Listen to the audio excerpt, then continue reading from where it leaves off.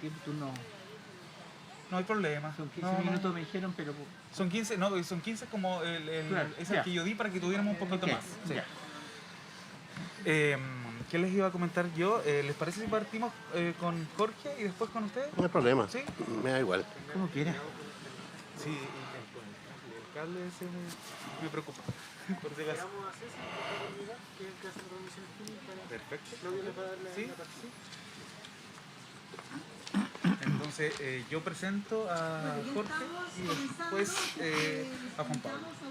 Y ahí ustedes tienen 15 minutos aproximadamente Sí, para poder leer. sí, a ver, ¿se escucha? Ya. En algunos minutos más daremos inicio en el escenario Gonzalo Rojas a las lecturas poéticas, donde participarán los escritores Jorge Montealegre y Juan Pablo Riveros, y quien presentará será el académico Roberto Garay. Aprovechamos de avisar que vía streaming se estará transmitiendo en vivo esta instancia de lecturas poéticas a través de la página web del festival filmbiobio.cl.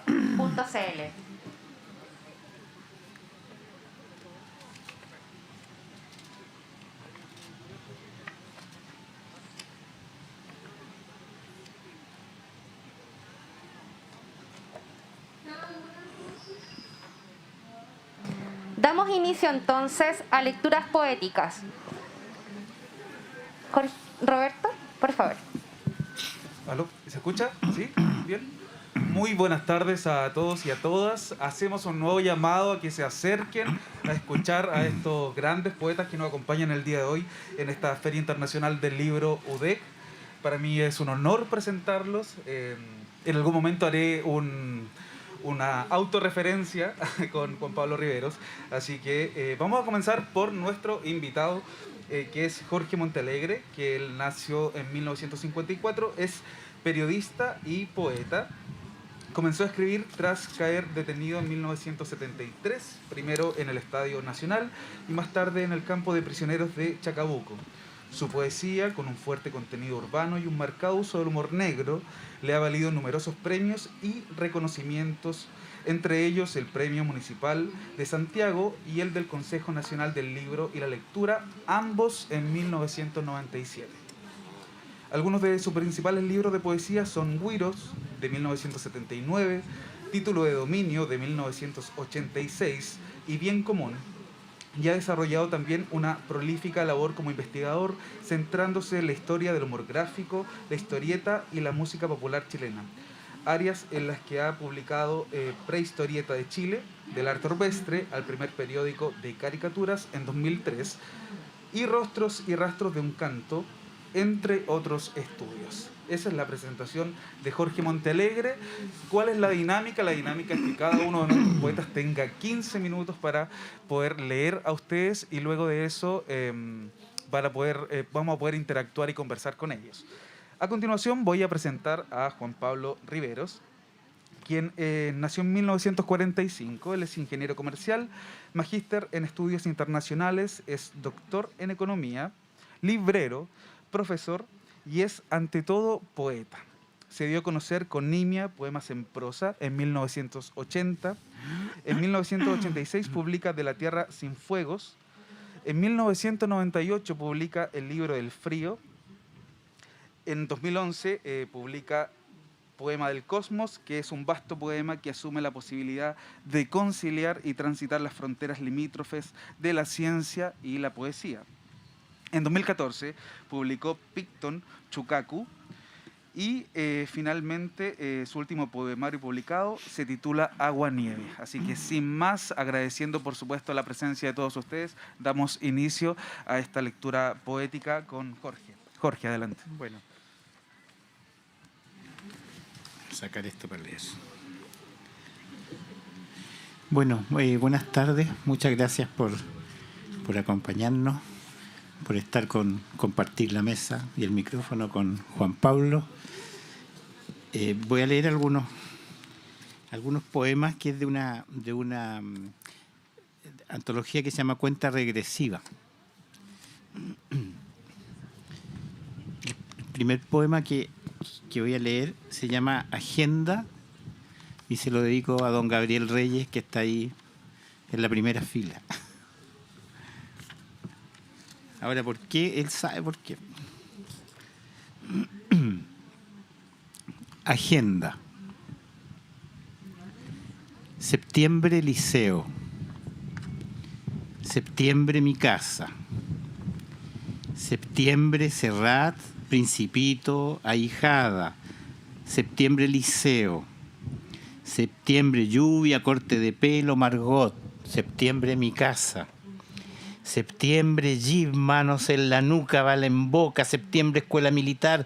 Septiembre, camioneta. Septiembre, Estadio Nacional. Octubre, Estadio Nacional. Octubre, parlante, disco negro, velódromo. Octubre, primera comunión. Octubre, Estadio Nacional. Noviembre, Estadio Nacional. Noviembre, bulla, buses, bultos, Santiago de Chile. Noviembre, carretera. Noviembre, Valparaíso. Noviembre, Andalía encubierta. Bodega, Océano Pacífico. Noviembre, Antofagasta. Noviembre, tanquetas, trencito, camiones, desierto de Atacama. Noviembre, Chacabuco. Diciembre, Chacabuco. Diciembre, cartas, plantones, torres, toque de Diana. Diciembre, primer poema. Diciembre, Chacabuco. Enero, Chacabuco. Enero, choquero, visita, sucucho, allanamientos. Enero, Chacabuco. Febrero, Chacabuco. Febrero, misa, coro, reflectores, lista. Febrero, despedida. Febrero, Chacabuco. Febrero, desierto de Atacama, Cerro Moreno, avión Fash. Febrero, Cerrillos. Febrero, Culata, bus, Estadio Chile. Febrero, de frente y de perfil. Febrero, Estadio Chile. Febrero, casa vacía. Febrero, casa de mi prima. Febrero, casa de una tía. Febrero, marzo, abril, mayo, casa de Gustavo, casa de Sergio, casa de Ignacio. Mayo, casa de otros, casa de Gustavo. Mayo, cumpleaños. Mayo, Pudahuel. Mayo, pasaporte. Mayo, turbinas. Mayo, cordillera. Mayo, Aconcagua. Mayo, vértigo. Mayo, lejos. Mayo, lejano de 1974.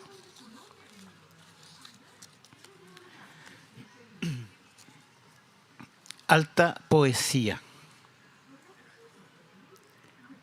Todos los vecinos de mi barrio duermen siesta, pero hay chicos que golpean puertas fastidiando, piden pan y no dejan escribir los mejores poemas sobre el hambre.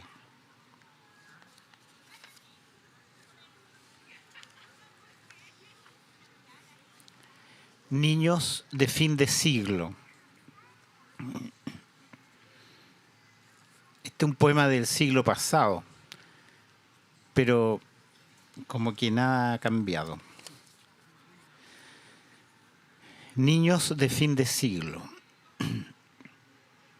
En el famoso año 2000 después de Cristo, seremos niños y viejos del siglo pasado, salvo los niños de Somalia, que no están en los planes del milenio que viene, porque los niños de Somalia no conocerán la próxima semana. Los niños de Somalia son menos que huérfanos en el desierto, son hijos del hambre que los acuna y nadie adoptará un cachorro de hombre que juega con su propio cadáver. Los niños de Somalia son niños de Ruanda, de Biafra, de Etiopía, mirándose en el espejismo de una ronda africana. Los niños de Somalia no pueden escapar como los niños de Sarajevo, y los niños son niños, así en el hambre como en la guerra. Los niños de Somalia son esqueletos caminando hacia ninguna parte, recién paridos a la muerte.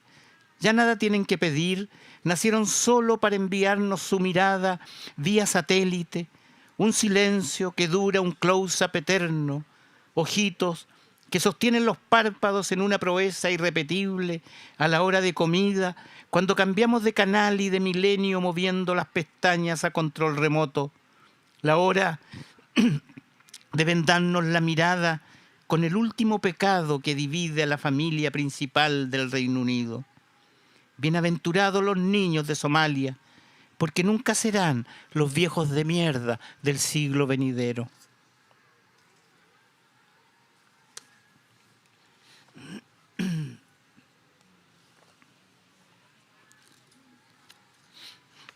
Tú me dices si...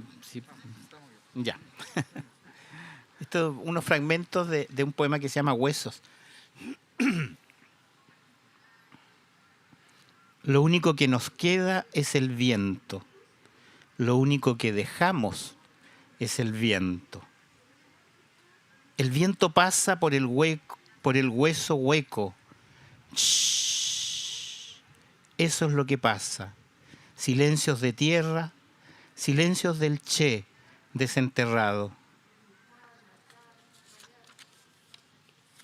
Se abrió la huesa y ahí estaba la revolución hecha polvo, polvo de estrellas oxidadas en las boinas de un sueño, subterráneo fulgor en tu frente de tierra, halo de humus, resplandor de los restos, el cinturón que tienes en la última foto, los dientes de la última risa, puntas de estrellas como puntas de flechas, el resto es historia. Me identifico con ese hueso no identificado.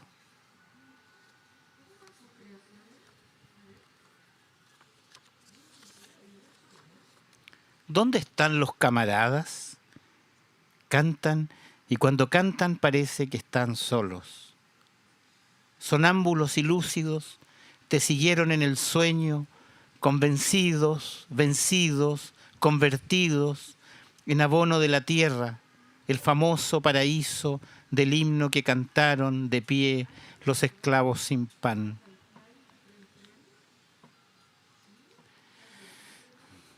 Tanto dolor no cabe en la cavadura, todas las fosas en una sola fosa, una fosa con armas, una fosa con almas, una fosa con asma, una fosa llena de parias y metecos, llena de judíos y de moros, una fosa llena de rebeldes, llena de inconformes y deformes, una fosa llena de negros, de indias, de chicanos, llena de brujas, de locas, de poetas, llena de infelices, una fosa llena de fetos y de viejas, de cristos, ateos, de vírgenes y magdalenas, una fosa llena de amantes.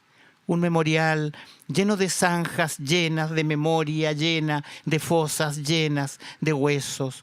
Todos al aire con tus huesos exhumados bajo la noche repetida en el verso de la fosa infinita. Una fosa común llena de NN. Nadie, nadie, noche, noche, nunca, nunca. La doble negación te resucita. Muchas gracias. Bien, agradecemos esta selección que ha hecho Jorge para todos los presentes, para todos los invitados a esta feria. Y a continuación dejamos entonces a Juan Pablo, que nos va a leer también una selección de su poesía, y luego damos paso al conversatorio y a lo que ustedes también quisieran preguntarle o comentar. Juan Pablo, por favor. Ya. Muchas gracias por la invitación. Espero que todo resulte bien. Se me perdieron las páginas.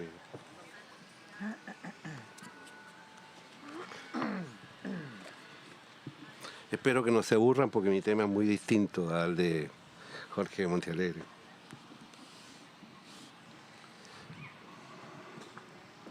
Del libro del frío, el poema Ansem. Bendíceme, madre mía, azulada nieve de cada día, amanéceme y fecunda el olvidado dintel de la ventana de este mundo, y junto al fuego frío bendice este incendio infinito.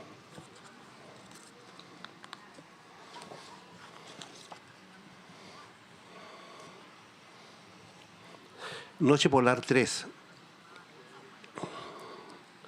La noche, como finísimo granado, madura en la lejana nieve azul. Como niña perdida en los parques, la noche canta con sus marineros a bordo del mundo. Y un enigma de astros corea la arquitectura sideral.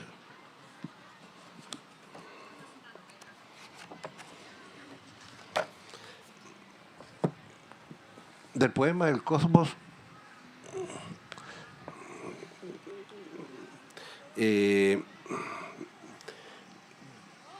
el poema que se llama Por eso yo deposito. Por eso yo deposito toda mi esperanza en la física, Naomi. Abatido por el desarrollo de los acontecimientos y bastante complicado con el estado actual de las cosas, pongo toda mi confianza en la física, en la teoría madre de todo. No vislumbro, padres concriptos, otra solución a mis problemas. Frecuentaré un universo de dimensiones múltiples. Lamento haber llegado a esta conclusión. ¿Cómo, si no, podré desandar, restañar los agravios y la desilusión y la desolación esparcida? ¿Cómo podría convencerte, Naomi, que las cosas son, no obstante todo, asimismo de claras, de limpias, o digámoslo aquí sin vergüenza, de inocentes? No podría mostrarte allá levemente lo que aquí fue infausto. ¿Cómo, si tú, con un solo gesto que ocurre ahí al lado, en tu mundo simultáneo lleno de jazmines y naranjos, aniquilas limpiamente, reduciendo a cenizas, a nada, todas y cada una de las cosas que nos ocurrieron, que te ocurrí, que me ocurriste, y que con un gesto o el más mínimo esbozo de sonrisa destrozas cada uno de mis más contundentes argumentos? Cuando conversábamos acá, ¿en qué universo estabas tú? ¿En qué mundo estaba yo? ¿A qué hora estábamos? ¿Sería esa la hora nona, la hora tercia, la misma en nuestros universos simultáneos? ¿A cuántos siglos de años luz estabas tú? ¿A cuánta oscuridad estaba yo? ¿No eras tú el rayo y la luz? Perdón, ¿no eras tú el rayo de luz y yo el simple marinero que escuchaba aquí en tierra? Cuanto más rápido avanzabas, más lento transcurría en ti el tiempo, más comprimido estaba tu corazón y más rápido envejecía mi alma, mi frente. Y si el espacio-tiempo es curvo, ¿por qué, Naomi? ¿Por qué no tomé un atajo? ¿Por qué no derribé el cielo y no salté desde mi orilla a tu infinita orilla para llegar más pronto a ti? ¿Por qué no tomé un sendero más breve, menos cruento que este viaje azaroso, plagado de vericuetos y días inciertos y atravesado por autopistas veloces? Por eso deposito mi confianza en la física. Conviviría simultáneamente en dos universos. En uno, cualquier error o dioses vengadores, cualquier iniquidad podría resarcirse en el otro, y yo mismo, este azar, compensaría religiosamente todos los destrozos. Y si es preciso redoblar allá aquellas faltas a la privanza imperial o aquellas violencias que se fundan en cuestiones de naturaleza, es decir, aquellas que se basan en la lógica violenta de desórdenes impensados, no lo deseches tú acá. Reparar, por ejemplo, la caricia o la mirada que te regalaron y que tú mismo, orondo, lanzaste descuidadamente al basural, y suplir de una manera radical aquí, en este otro mundo, sin que nadie lo note y ni siquiera tú lo percibas, o menos aún, oh dioses, y por una especie de cósmico equilibrio nadie lo reconozca. Resarcir cuando en este mundo alguien aprieta tu mano con ternura y la tuya se torna rígida como una escalera de metal que cae en un abismo, y entonces tú, infausto, lo desechas. O mejor aún, cuando ni siquiera vislumbraste de que algo inmenso había ocurrido y que tú apenas lo percibiste, y que en el otro mundo, oh dioses, nadie te ofrezca apenas la mano ni te brinde un gesto. O peor aún, que nunca nadie se enterara de que tú siquiera existías, de que entregaste tu corazón, tu mano, tus miradas, tus átomos, tu completo corazón innumerables veces en vano. Por eso deposito mi corazón en la física, en un universo como burbujas que flotan, como una cuántica fluctuación en la nada, como membranas que vibran armónicamente en el reino prodigioso de la materia, hacia los dominios más vastos y hondos de la energía pura. Y le temo a las burbujas, Naomi. Si el cosmos es una maravilla cuántica, si el universo se crea a cada instante mientras hablamos y se crea y recrea todo como un titubeo cuántico de la nada, ¿por qué no vamos a un universo paralelo tranquilamente?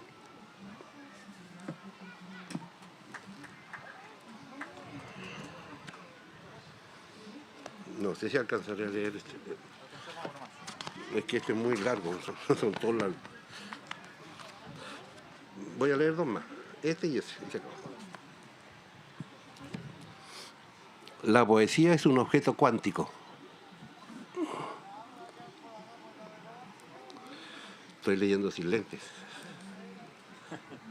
Ahora me doy cuenta. Por eso que no veía bien. Este poema se lo voy a dedicar, este a Patricia Enríquez y el último a Cecilia Rubio. La poesía es un objeto cuántico. La poesía es un objeto cuántico. Un día entra por la rotura de tu ventana, por la cerradura de la puerta o por un tragaluz, al mismo tiempo que se escurre por una rendija o por una chimenea entre los árboles, o por cualquier otro sitio del universo. Como un electrón, o una pajarilla, o una mariposa naranja en la catedral de la noche, siempre está viva y siempre está muerta. Tienes excusas misteriosas para estar aquí y razones enigmáticas para no estar allá. Si la observas, se sonroja y cambia la forma y hasta su naturaleza íntima. Y aquella que ahora canta alegremente podría en realidad estar sollozando en cualquier porción del cosmos y haciendo exactamente lo contrario de lo que hace acá. Posee un gemelo en todas partes, un semejante que constituye su propia coartada, de manera tal que jamás podría sorprenderla. Siempre serás tú el sorprendido. Cuanto más las observas y sigues sus huellas, más va cambiando de aspecto, y aquella que recién se sonrojaba luce ahora en todo su esplendor la soledad, la frialdad y la mutación ultravioleta del mundo. La poesía, cofrades, es un objeto incierto, azaroso hasta el arbitrio, hasta el escarnio y la desesperación, atentando muchas veces contra la cordura. A veces ingresa simultáneamente por varios recovecos distintos. Es caprichosa y ella, solo ella, conoce sus propias leyes. La poesía es una partícula cuya comunicación supera la velocidad y las barreras de la luz. Se comunica instantáneamente con zonas que están a millones de años luz. Las leyes clásicas en absoluto la interpretan, más bien se burla de ellas. Su conducta es aleatoria, su futuro impredecible. Su historia, su personal historia, una contradicción, amanuenses, llena de altibajos, de hechos maravillosos, extraordinarios y de otros verdaderamente deleznables. Desde el inicio se halla en el centro de todos los acontecimientos, de las grandes decisiones, y luego, al instante siguiente, lo olvida todo y sonríe. Sonríe siempre, como una actitud casi natural. Jamás ríe, salvo que se lo proponga muy expresamente. Para luego lanzarlo todo por la ventana, por el balcón más cercano, por las cunetas, por los desagües o por la rendija que acaba de transitar. Está, copistas, en lo alto y en lo bajo y ruin de los sustratos atómicos del universo. Como un electrón orbita en enigmático desorden este mundo y también el otro, u otros. Como una partida de ajedrez que admite múltiples jugadas, el peón eres tú, hasta tu propio sacrificio a los pies de la reina, derrumbándose entonces el universo sobre todas las demenciales posibilidades de la vida. Gira en la telaraña del espacio ilimitado y como mosca se desliza por toda la curvatura del espacio-tiempo, ingrávida, libérrima, ignorante de todos los peligros, y filtrándose por cualquier rasgadura del tejido del tiempo, aflora en cualquier extremo del universo y canta o solloza en la cima de una estrella o entre los desechos de la feria, y construye sus propios túneles en el espacio, sus propios acueductos maravillosos, sus propias edificaciones tan indelebles que espantan. Y en algún rincón, en cualquier rincón del cosmos, dormita olvidada absolutamente del tiempo, de las necesidades de la época, de las veleidades mundanas. Es un átomo virtuoso, escribanos, un microcosmos lleno de presentimientos, colmada de pretensiones universales, un núcleo que contiene la vida y que contiene toda la muerte. Ella es lo probable, lo posible, lo mínimamente fiable, Horacio.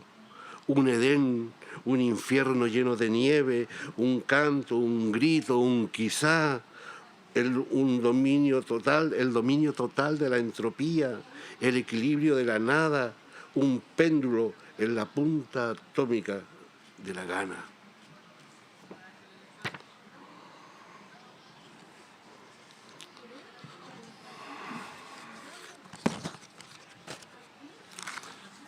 Para Cecilia Rubio. Discurso en el mercado.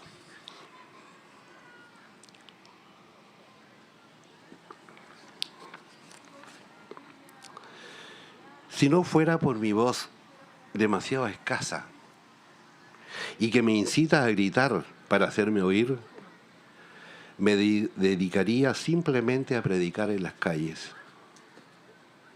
A nadie importaría lo que diga, pero yo sería feliz. La tristeza que arrojaría a los caminos, o las condenas o premios que ofrendaría, todo lo diría si ello echara suficiente agua al famélico molino de mi causa. Lo que más anhelo es predicar. Oh, sí, predicar. Predicar en los campos, en las casas vacías, en aquellas casas que fueron abandonadas, en los asilos, en los barrios de la infancia. Pero solo predicar, como misionero anglicano en una isla, o un Hare Krishna furibundo, o como un águila volando sobre una roca. Casi todo lo diría para poder convencerme de la justeza de la causa que siempre debía haber abrazado. Predicar, por ejemplo, que somos la penúltima ramita de un bosque inmenso, perdido entre otras selvas mayores, que somos una brizna en el pico del ave y que debemos orar, invocar la importancia del flujo y canciones de los ríos, hacernos diminutos en la inmensidad del gentío, hasta llegar a un punto en que ojalá pudiéramos desaparecer sin ruido y aún mejor sin que a nadie importe. Hablar también de cosas triviales, de la luz que emerge cada día, por ejemplo, del hermoso sol, de la hermosa luna, de las incruentas batallas estelares, de los pobrísimos corderos y de la gran Babilonia de mi alma. Oh sí, sobre todo de ella. Hay tanto que quisiera decirle. De las inmensas oportunidades perdidas, de sus desechos, de la apariencia lobezna de mi rostro, de las lágrimas contenidas en medio de la gente que pasa mientras hablo de una manera políticamente incierta de las pobrezas de los demás, de lo preciso y urgente que es cambiar de vida, de lo mal que lo has pasado, de los bellos sufrimientos que hemos padecido por estar lejos de la manada. Discursear, en fin, mientras transita indiferente la gente frente al mercado en el que relampaguean limones y frutillas con extraña y seductora fragancia. Pero pronunciar al fin la palabra en público requiere de atributos que yo no tengo. Más bien al contrario, dispongo de los atributos exactamente inversos, esto es, emocionarme sin querer por cosas que he perdido, por mundos que he derrochado, lagrimear sin querer cuando observo una hoja que lentamente arrastra la corriente del río hacia el océano, turbarme hasta el dolor cuando se agita la leve hoja del maitén, o cuando alguien me otorga sin motivo o sin razón un gesto de insoportable ternura, y emitir por fin una vibración, un trozo de paz, una conmoción cuántica, un mantra de luz en el mercado público. Gracias. Agradecemos a nuestros invitados, a nuestros poetas que compartieron con todos nosotros, ¿cierto?, sus escritos, sus creaciones. Y bien, ahora dejamos abierta la palabra para algún comentario, alguna pregunta que usted le quiera hacer, alguno o ambos. Tenemos ahí disponible a alguien que quiera hacer algún comentario, iniciar. ¿Cómo se llama? Perfecto. El señor de negro, ¿cómo se llama? A don Jorge. Don Jorge, sí. Sí. Al medio. Al medio. A don Jorge. Bueno, nos enteramos en la presentación que hizo el moderador de que inició la poesía, los escritos, después de haber vivido el quiebre en su vida, que era la detención, me imagino, y los sufrimientos que eso conlleva. Y el posterior periplo que hizo, ¿verdad?, fuera de Chile. ¿El germen de la escritura, de la poesía, ya existía de antes o se generó por el quiebre?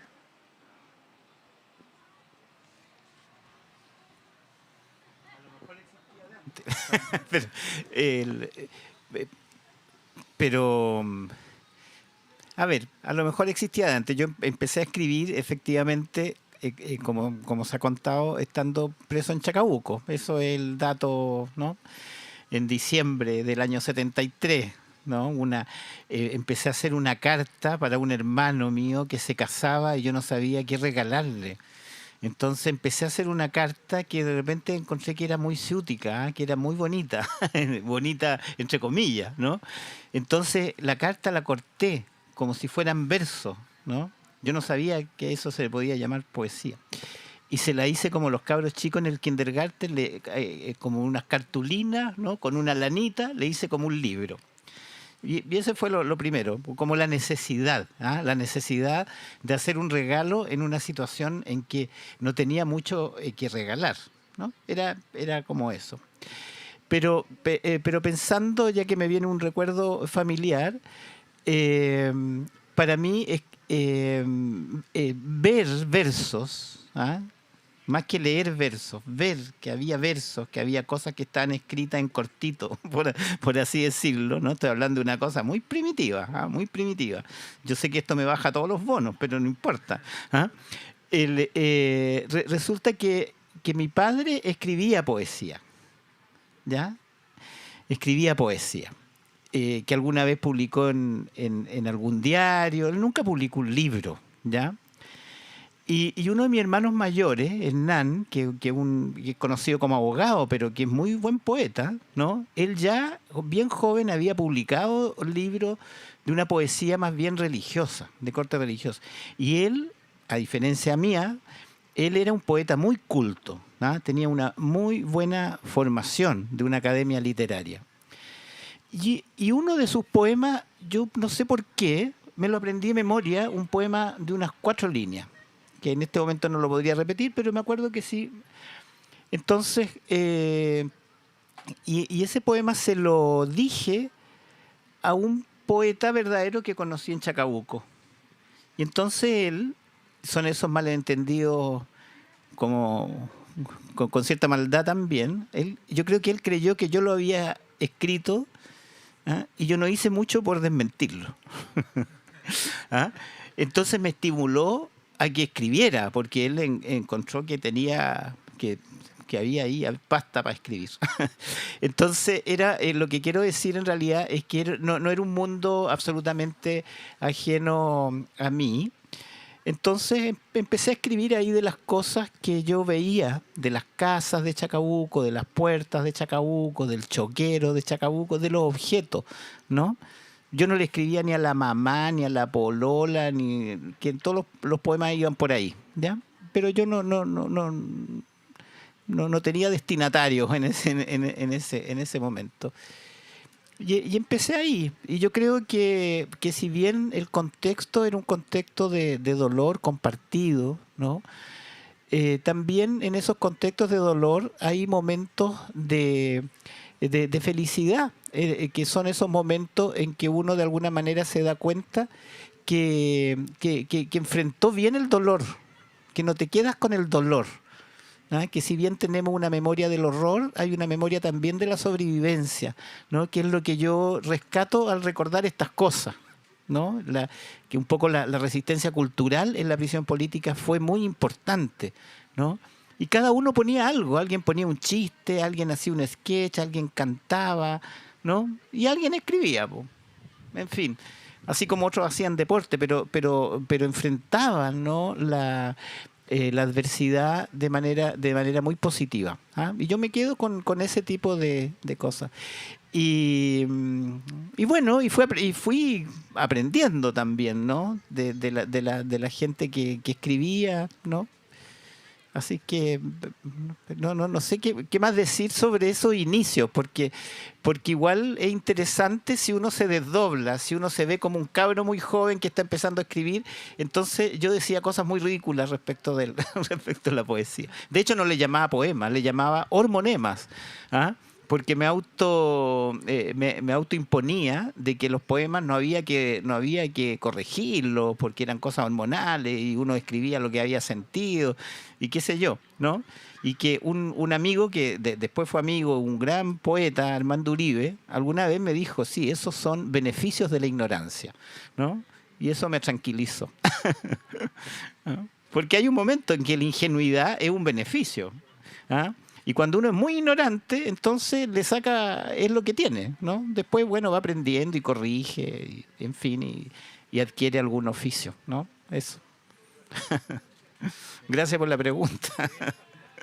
Muchas gracias, Jorge, por la respuesta. También al asistente por esa pregunta para abrir este diálogo. No sé si hay alguien más que quiera hacer otra pregunta, un comentario. Ahí hay un peque que ha levantado su mano valientemente. Primero que nada, hola, y mi Hola. pregunta es para Gonzalo. ¿De qué año usted, o sea, cómo le empezó a apasionar la poesía?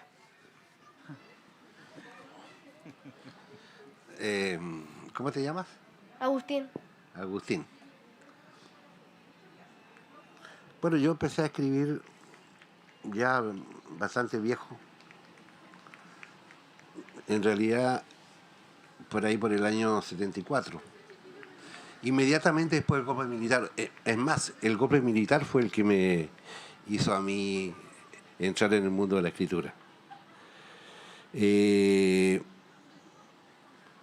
Uno hay cosas, hay fantasmas que uno tiene desde niño y que de repente empiezan a emerger, a salir afuera y a encarnarse, digamos, en esas inquietudes que uno tienen que ver con la escritura. Pero el oficio mismo como tal, yo lo empecé a adquirir desde el año 73, 74, con precisión, septiembre de 73. Que me movió, dije, yo estoy mal, yo no estoy bien, no estoy funcionando bien, algo pasa, el mundo se destroza, todo se destroza y yo estoy acá. ¿Qué es lo que ocurre? Y eso me invitó a leer, a estudiar mucho, y de hecho me tuve que preparándome durante muchísimos años, y creo que entre el año 74 y el 80 debo haber escrito cientos de poemas que valían nada. Solo uno se rescata de esa historia. Todo lo demás, basura. Y de ahí en adelante ya empecé a combinar mi trabajo poético con el trabajo profesional, porque uno tiene que vivir y uno no vive de la poesía. La poesía no te da dinero a ti para poder subsistir. De manera que tenía que trabajar como lo que yo era, que era un economista y profesor en la academia, en las universidades. No sé si te contesto o no. Sí, sí me sirve igual. Con lo que usted dijo, me acordé a mí que a principio de la pandemia, yo no, como nadie, ningún niño, todos se encerraban en el computador y en el teléfono. Yo no tenía nada más que hacer. Y yo me acuerdo que escribí mi primer libro como eso en el 2019. Era como un cómic. Me tardé como unas 3 semanas, un libro como de 100 páginas. Me pasaba la noche, el día escribiendo, haciendo lo que podía hacer. Me acuerdo que una semana, empecé toda esa semana a pensar de qué podía hacer. La otra, ya todo lo que era el dibujo y esas cosas. Y luego como que me empezó a apasionar más lo que es la lectura, los poemas y esas cosas. Muy bien, pues te felicito.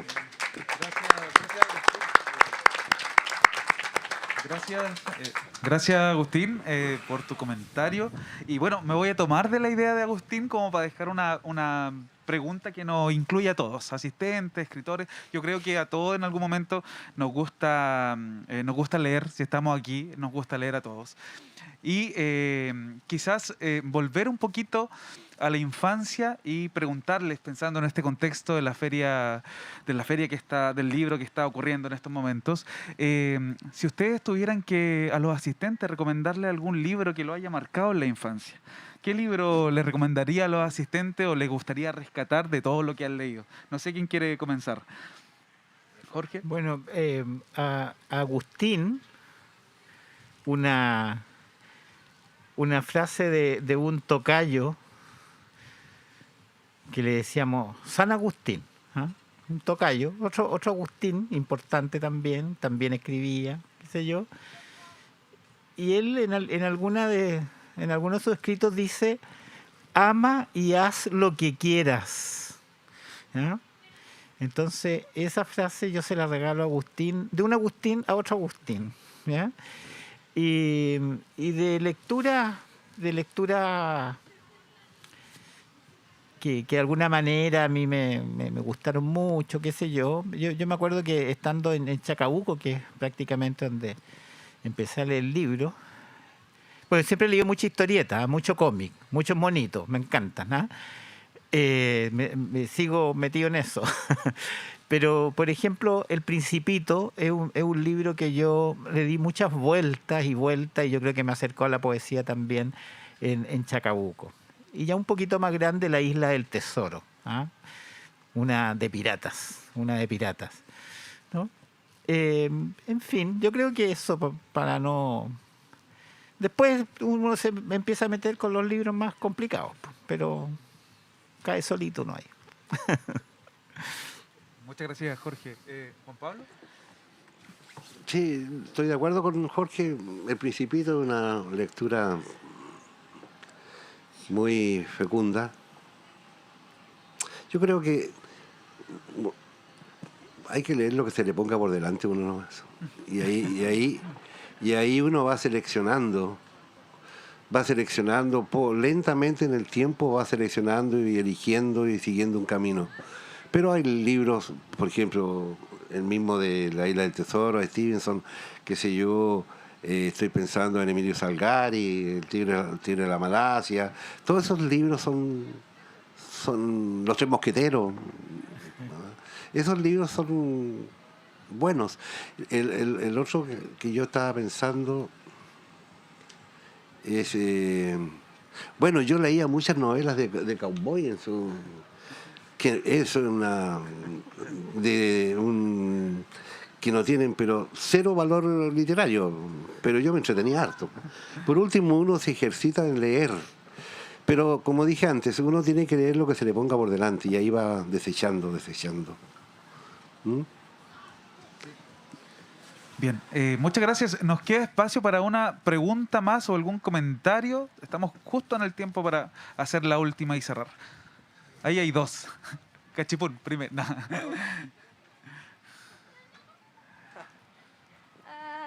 Buenas tardes. A ver. ¿Hubo alguna persona de la literatura que lo haya marcado a los dos? ¿Un bibliotecario, un autor, un profesor, alguien? Mira, sí, afortunadamente existen esas personas. Yo podría nombrar tres personas, 4 personas, así me acuerdo. Yo estudié en un internado en Rancagua, en el internado en Rancagua, y había una biblioteca ahí. Y el bibliotecario, ¿no?, que era un señor muy grande, que era amigo de un poeta, de Óscar Castro, que era un poeta de Rancagua, eran como de su misma generación. Este era un bibliotecario mayor, a lo mejor sería menor que yo ahora, pero en ese tiempo era muy mayor, ¿ya? Y él me pasó los papeluchos, los papeluchos y libros de Óscar Castro, por supuesto, para que leyera ahí en la biblioteca. Él como que me seleccionaba cosas que siempre me tenía. Y había un profesor que le decíamos Palito Ortega, porque era de apellido Ortega y era muy flaco, ¿no? Y en ese tiempo estaba de moda un cantante que se llamaba Palito Ortega. Entonces le decíamos el Palito Ortega. Y Palito Ortega una vez, en un patio, nos sentó a conversar conmigo y me explicó por qué un poema que se llama el poema sigue existiendo, el Palito Ortega ya no, pero el poema se llama La Palma Sola, de Nicolás Guillén, ¿ya? Y me empezó a explicar por qué esa palma, digamos esa palmera, era una isla, y por qué esa palmera era Cuba. Y empezó a hablar de los problemas que tenía Cuba en ese tiempo, y que esos problemas estaban en ese poema. Y yo no ahí entendí de alguna manera. Son esas cosas que te van quedando. Yo todavía no escribía, pero de que existía la metáfora, como el cartero de Neruda, ¿no? Que existía, que esa palmera era un país, era un pueblo, y que estaba aislado, etcétera, ¿ya? La otra persona, dije 4, la otra persona es un trabajador de Textil Progreso, ¿no?, que se llama Rafael Salas, que vive en Francia ahora, que fue la persona que a mí en Chacabuco me estimuló a que escribiera. Y él escribía muy bien, pero además recitaba. Y la última persona, para no latear, ¿no?, pero existen esas personas, que es bueno recordarlas, es Armando Uribe Arce, ¿no?, el poeta Armando Uribe, ¿no?, porque con él yo fui una especie de discípulo y me enseñó mucho y qué sé yo, y aprendí mucho de él. Eso, y por lo tanto, al nombrarlo en este momento es un acto de gratitud necesaria. Pues hay que agradecer lo que hay que agradecer, digamos. Bien, muchas gracias, Jorge. Juan Pablo. En mi caso particular, aunque parezca pretencioso, pero es la verdad nomás, a mí influyó mucho Sábato, Ernesto Sábato, a tal punto que yo fui a entrevistarme con él a Buenos Aires el año 75 y 76 en su casa de Santos Lugares. Él vio mi trabajo y me dijo, mira, tienes que continuar, y en fin, una serie de cosas, y me estimuló, ¿ya? Eso es una... El otro es un bibliotecario. Los bibliotecarios son fundamentales en la vida de un escritor. Si hay personajes que importan, son esos. En la biblioteca de Punta Arenas, el año 78, yo lo cuento en Aguanieves, ¿no? Yo fui a la biblioteca municipal un día de agosto del invierno de Punta Arenas, heladísimo. Subo y me encuentro arriba en la biblioteca, le pregunto a una persona que se acerca y me dice que se me ofrece, y yo le digo, mire, y le hago la siguiente pregunta: ¿usted tiene algún libro que se relacione con la nieve? Preguntita del millón, porque es una pregunta súper torpe, po.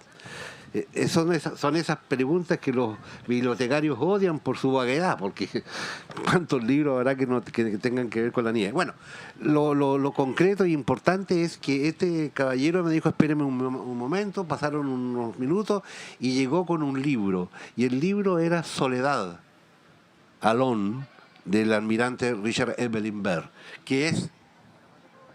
De ahí nace este libro. El libro del frío nace de ese libro que me prestó él, que yo ignoraba absolutamente. Una maravilla. Y la otra persona que influyó, que me apoyó, bueno, fue mi mujer de aquella época, que ya murió, y una bibliotecaria de acá de la Universidad de Concepción. Ninguno de ustedes la debe conocer porque ustedes son muy jóvenes. Era famosa, si hay alguien aquí, la Merceditas. La doña Merceditas, que manejaba la biblioteca ahí y me prestaba todos los libros que yo quería y me los prestaba aunque estuviera prohibido prestarlos. Me los prestaba por todo el tiempo que yo quisiera. Leí una enormidad gracias a esa señora, que supongo que descansa en paz. Bien, estamos en la hora. Muchas gracias. ¿Iba a comentar algo? No, que el señor quedó ahí con... Sí. Le pregunta ahí... Ya, cortita entonces la pregunta. Bueno, ustedes ambos comenzaron, es para ambos la pregunta, ambos comenzaron a escribir en una época súper oscura de la historia de Chile, muy difícil, y ahora, a casi 50 años, igual estamos viviendo otra época de cambios y donde la esperanza igual un poco como que está como en todas partes. ¿Cómo sigue la escritura ahora, a 50 años del comienzo y con un Chile que está súper distinto a como era cuando ustedes comenzaron? Seguimos, po. Sí. Buenísimo.